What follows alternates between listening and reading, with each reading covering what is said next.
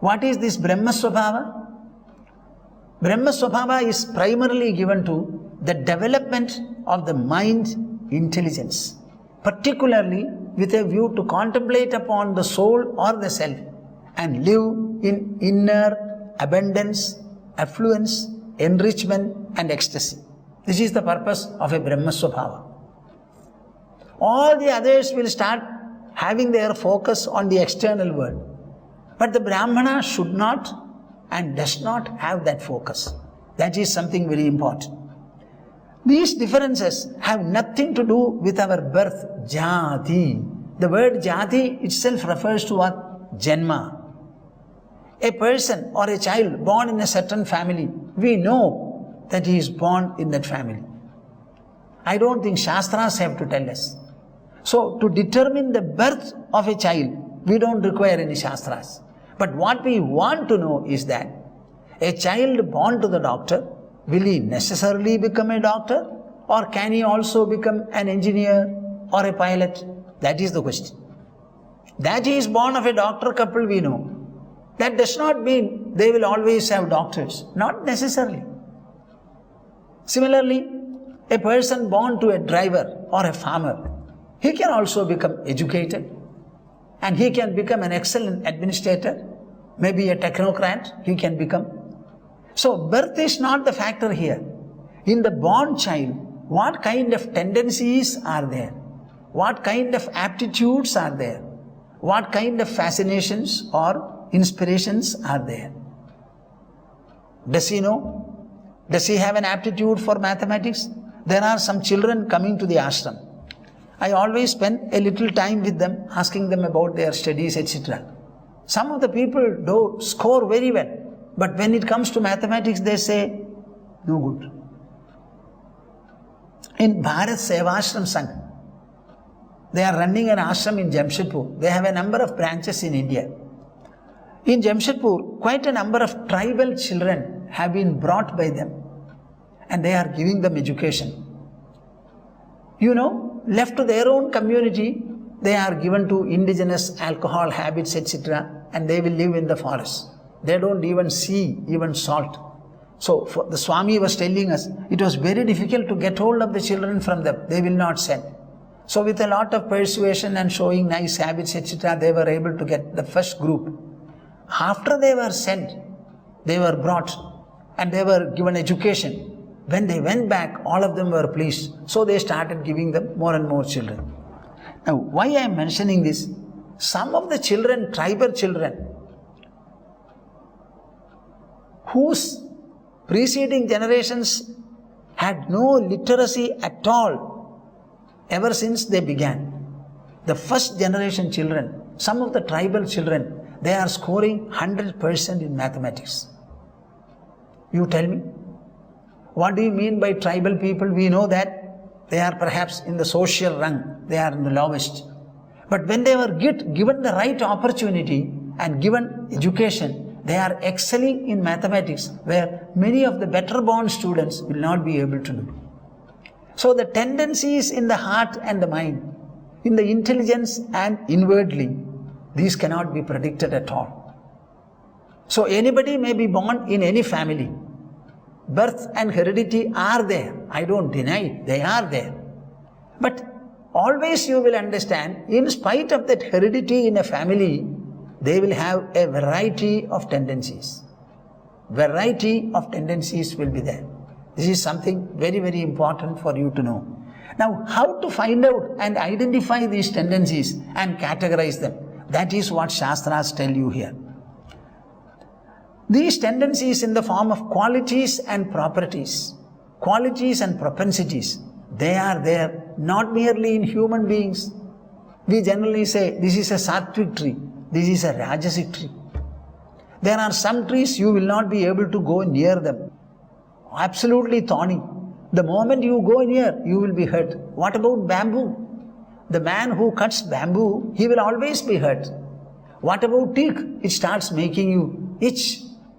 So even sattvic trees are there, rajasic, tamasic and other trees also are there. Similarly in the animals, our people who are dealing with stones, laterite as well as granite, they will say, this is a Brahmana Shila, this is a Kshatra Shila, a Vaishya Shila and a Shudra Shila. They also name the rocks like this. So let us understand these are fundamental differences, fundamental variety, instituted by nature, preserved by nature for the cohesive preservation of the society and the world. Without variety, there cannot be a composite. And as a composite alone, things can exist. If there were only one, there is nothing like vibrant existence at all.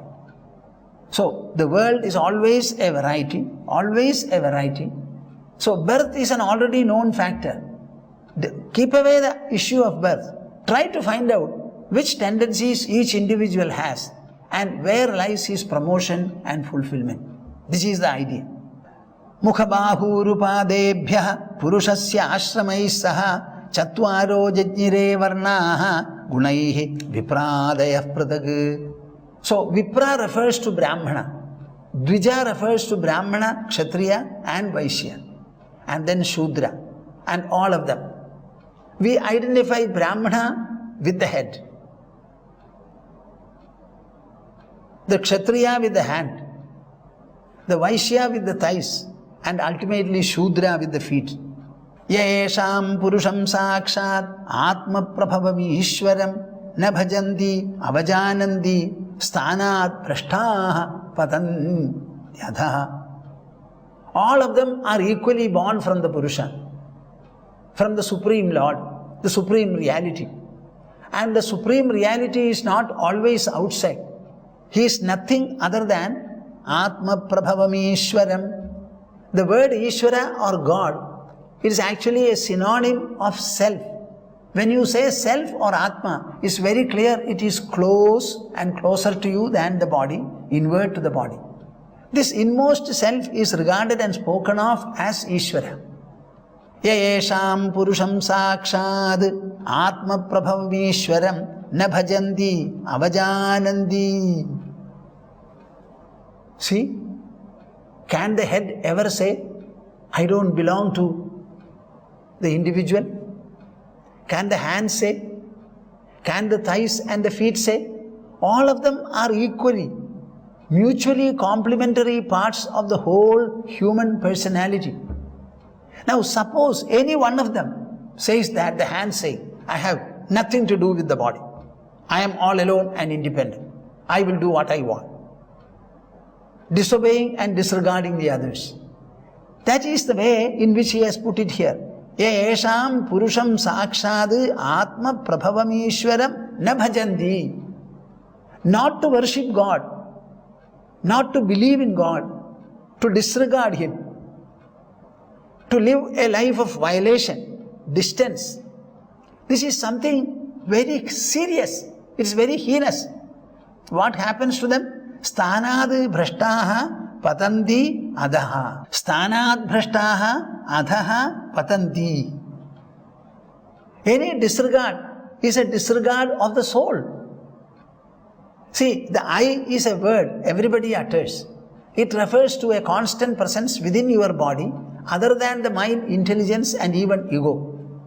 Now, whenever you speak of God, that God is only a synonym, as I said, of the word self. So, is there any question of the self not being there? Then why are you saying I? The moment you say I, it's very clear that something is referred to within yourself. So, that presence cannot be doubted. That is why you are saying. Your entire life, articulation, thoughts and other things depend upon the central line. Suppose you disregard that existence, what does it mean? Na bhajanti avajananti. They are speaking ill of it. The so-called disbelief, the so-called irreligion, the so-called unphilosophical nature, non-spirituality.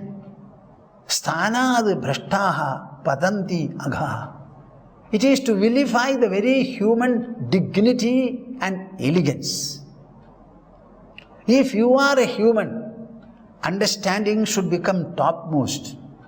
The highest place should be given to the human brain, the power of understanding. And using the power of understanding, when you see the whole universe I call it an unbounded huge sphere. That whole universe is there. And looking at the whole universe, of which you are a speck, so to say, your body, you say nothing else is. Only the visible world is. There are no forces which govern them.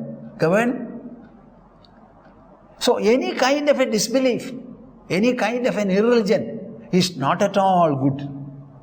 Anybody who fosters it, who becomes a victim of this, patanti, they fall, they have their downfall. It is complete degeneration. It is an open condemning of the very humanhood, which is supposed to be very elegant, edifying, dignified. So that human dignity itself is questioned there and it is spoiled.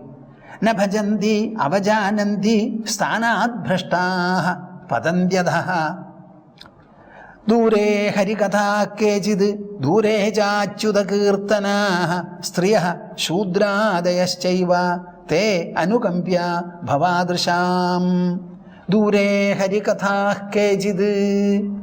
You know the Srimad Bhagavata, Ramayana, our Mahabharatam, and so many other such texts, what are they supposed to be done with?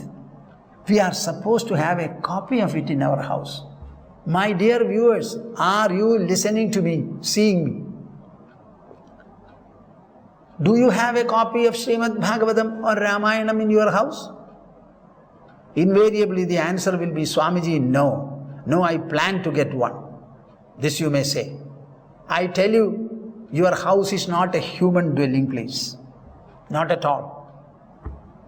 If you are a human and you have a human settlement, habitation for you, that place should be sanctified by the presence of Ramayana, Srimad Bhagavatam, Bhagavad Gita or some similar text. To keep away from them, Dure Harikatha. What does it mean? Harikatha is that kind of a narration, a storytelling or a narration, where the Parama Kalyana Nidhi, Lord Hari, is the subject of discussion there. They discuss the most auspicious presence and power called Lord Hari. Lord Hari. There is nothing a similarity for him. Lord Hari is supreme. He represents felicity, auspiciousness. And throughout Srimad Bhagavatam, it is a narration of the excellences of Lord Hari. And whenever that story is narrated, you should find time. If necessary, fast. Don't say, I have to cook food. Forgo the food. Go there. Be present there. Listen to it. Let a few words enter through the eardrum to your heart and the mind. Have the purity and the sublimation. Suppose you keep away from there. Dure Harikatha. Keeping distant from Harikatha. The narration where the Lord's glories and excellences are discussed, exposed. Kechid, a few. Dure Jachyuta Kirtanaha. Another thing that you can do is at least utter a few names of the Lord. You may have good names, different names. Nowadays, names are not properly chosen for the children. Peculiar names are being given. But our children are supposed to be named after the Supreme Lord. Things which are related to Him. That is why we say the best names are those related to God. And what are the three primary gods, so to say? Brahma, Vishnu and Maheshwara. And so many incarnations of these. And then what are the female names? Saraswati, Mahalakshmi and Parvati. These are the best names. The names should preferably have 3 letters. And they should always be relating to the higher beings, the Devas, the angel type of. Now to name people after the visible and terrestrial things will be secondary. To name people after the still lower categories of people. I was told that there is a person, she is married to a man. So she has a very good name. I think it's an epithet of Parvati or so. But I asked her, what is your husband? Who is your husband? She said, Chandrahasa. Chandrahasa. Chandrahasa is actually not a kind of a spiritual or a sublime name. So one name is very divine. The other is the opposite. So I think we have to be more careful in the matter of selecting and choosing names. Why? You call your children several times a day. And every time it should be the utterance of a God's name. See, you can avoid uttering the name of God, but you cannot avoid calling your children. So give them God's names, so that whenever you call them, God will be certainly there, at least in your utterance. That is why such names are given. Durecha Achyuta Kirtanaha. Some time of the day, maybe in the evening or in the morning, you should call all members of the family, sit together, and at least spend half an hour chanting or doing some bhajans. Achyuta Kirtanaha. So many songs are available, so many hymns are available. In the north particularly, you will find Ramcharitmanas is a very popular text. Hanuman Chalisa is another very popular. All those things you can utter. There are a number of items. From the Ramayana, at least take a small portion, whichever you like. We have got a good practice. What is that? Every day keep Ramayana book. Open it. Whatever portion comes to you, you start reading it. After some time you will find good portions come. They determine, they give you an inkling of what is going to be either today or next day of your life. So make a good practice. Dure Chachyuta Kirtana. Abandoning and eschewing, keeping away from, distancing, purposefully or unknowingly, away from such utterances. Striyaha Shudradayashchaiva. Then we come to women and Shudras. Generally the women in the ancient times, they were debarred from all these things. Only men had to do it. And they must get what? The vicarious effects of what men are doing. Shudradayashchaiva. The Shudras are supposed to be not very educated. They will have no time. Early in the morning they will get up. See, think of a farmer. Early in the morning he gets up and goes to his field and starts ploughing there. Before the sun comes, he should stop. Otherwise, on the hot sun, his animals as well as himself, both will be very fatigued. So he does not even wash his teeth. Before that, he has to go for work. And by the time he comes back, it is very late. Often he has to take food sitting in the paddy field or grain field itself. So all those people are there. Striyaha Shudradayashchaiva te anukampya bhavadrisham. My dear King, Emperor Nimi, all those people, you have to be sympathetic and considerate to them. It's very, very unfortunate that they keep themselves away from all these good things in life. Just like you require good food, good dress, good dwelling place, good articles of life, you also will require a good mind, a contented mind, a cheerful mind, a delightful mind, a pure mind, a serene mind, a placid mind. How will you have it? Only by these divine associations, pursuits and practices. A society where no Harikatha is ever done, I think we have to devalue the society. Our civilization should be measured by this. India is able to withstand all kinds of onslaughts only because of their internal or inner spiritual, devotional, religious and yogic moorings. We have a great tradition. Te anukampya bhavadrisham. When we came to your palace, you were performing a sacrifice. And when we came, you suddenly recognized us. Immediately you stopped the entire ceremony, rose up to welcome us, washed our feet, and we were seated. We also sipped whatever you gave. And sitting before us, what did you ask us? Tell us the Bhagavata Dharmas. It is something very, very rare to find. So my dear Raja, King Nimi, you are one of the most fortunate people in this world. Most fortunate, highly blessed.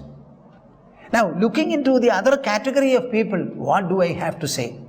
I have to say that have sympathy for them. Oh, they don't have this fortune. Never look at them with a spirit of condemnation or condemning. Anukampyaha. People like you will have to show a lot of sympathy for them. Vipro rajanya vaishyauja hareh praptaha padantigam shaudena janmanathapi muhyanti amnayavadinaha. I don't know whether you follow my discussion. See, this is a Shastra. What is a Shastra? Any subject, when it is written in the way of a Shastra, it has to be accepted by people. Any subject can be taken up. It can be a science of speaking, a science of walking, a science of writing, a science of public lecture. Whenever something is discussed and presented in a rational manner, systematically, showing the pros and cons, both sides, the good and bad, and in the whole presentation, there must be a lot of rationality and systematicness, then it becomes a science. Now the Srimad Bhagavata is such a Shastra. Bhagavata Shastram. It's a Mahat Shastra. Vipro Rajanya Vaishyauja. Vipraha, Brahmana, Rajanya, Kshatriya, Vaishyaha. The Vaishya, either the farmer or the agriculturist. Hareh Prapta Padantigam. All the three groups of people, they are very close to Lord Hari. Because right from the beginning, all the three communities, all the three groups are initiated into Vedic study by that Upanayana ceremony. By their very birth, Vipras, Brahmanas, Rajanya, they are Kshatriyas, and Vaishyas. All of them are equally religious and pious. Because they are initiated by their Upanayana ceremony into the Vedic study and practices. So right from the young age, say 7 years old, you are given a sacred thread. And right from that time, you are taught the Vedas. Now to learn the Vedas means to be in the company of Lord Hari. So there is no question of non-piety or irreligion there. So right by their very birth, when they are initiated into a very good culture, Hareh Praptaha Padantigam, their life becomes so close to Lord Hari, Bhagavan. By their very birth, they are religious. And by their initiation into Vedic literacy, they become all the more so. Shrautena Janmanathabi, either by virtue of their learning or by their very virtue of birth, the privileges that they have got from their very birth. Muhyanti amnayavadinaha. What about them? They are also deluded. Deluded about what? Deluded about the very Vedic life, Vedic study and Vedic pursuit. Their attention is not proper. They misunderstand matters. They don't go through the entire Vedic propositions or Vedic enlightenment. In the Vedas, initially it is hymns. Thereafter it is rituals. Thirdly, it is contemplation, Aranyaga. And finally the Upanishads, where the evaluation of life, the supreme goal of life is discussed. So they don't have any patience to go through the entire Vedas and find out mutual comparison, contrast, etc. And what is finally Vedanta telling us to do as an ultimate, fundamental or wholesome position. This kind of a discussion and verification they don't undergo, as a result of which they remain deluded. They simply go on arguing one stand in a partisan manner.